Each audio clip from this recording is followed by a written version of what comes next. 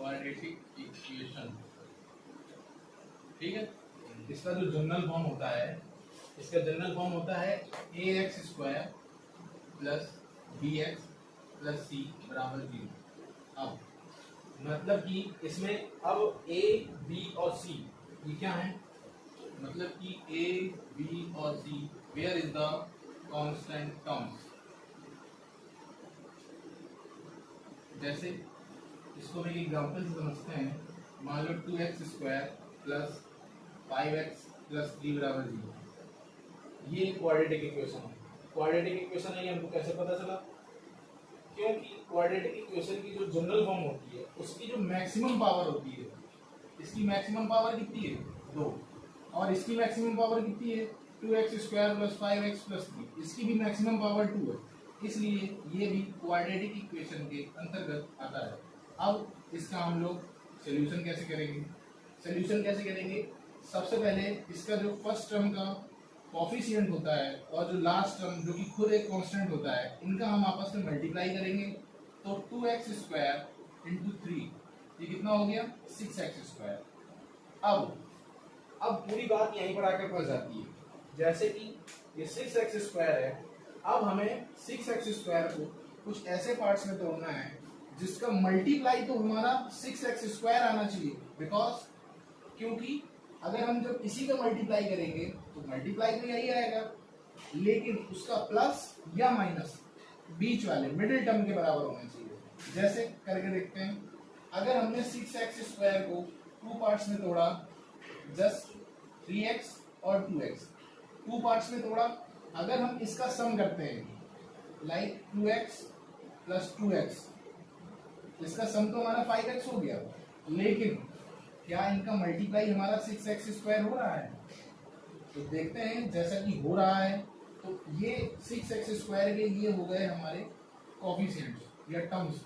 जैसे अब इन दोनों टर्म्स को हम इसकी जगह पे रखेंगे, 2x square plus 3x plus 2x plus अब बाकी का बचा हुआ टर्म 3। तो जैसे कि देख रहे हैं इसकी जगह पे हम लोगों ने क्या रखा 3x और 2x। फिर आगे अब इन दो टर्म्स को हम लेंगे। इन दो टर्म्स को जब लेंगे इसमें आप देख पा रहे हैं क्या कॉमन है, क्या x के अलावा कुछ और कॉमन दिख रहा है? नहीं दिख रहा है।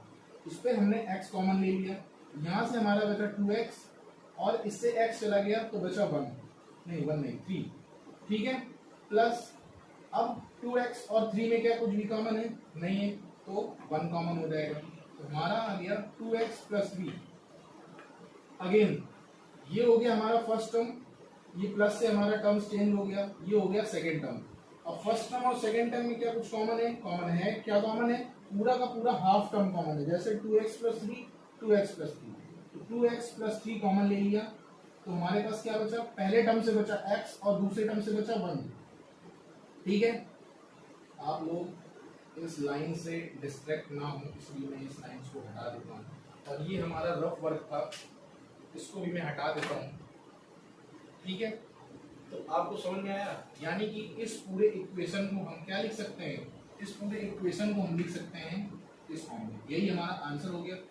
हालांकि ये क्वाड्रेटिक इक्वेशन की केवल हमने क्या किए, क्वाड्रेटिक इक्वेशन के गुणनखंड किए, और इसके बाद इसके रूट्स निकालने के लिए हम लोग क्या करते हैं कि जैसे इसका पहला जो एलिमेंट निकल के आया या कोफिशिएंट निकल के आया, वो निकल के आया 2x प्लस 3, इसका 2x प्लस 3 ये निकल करके आया।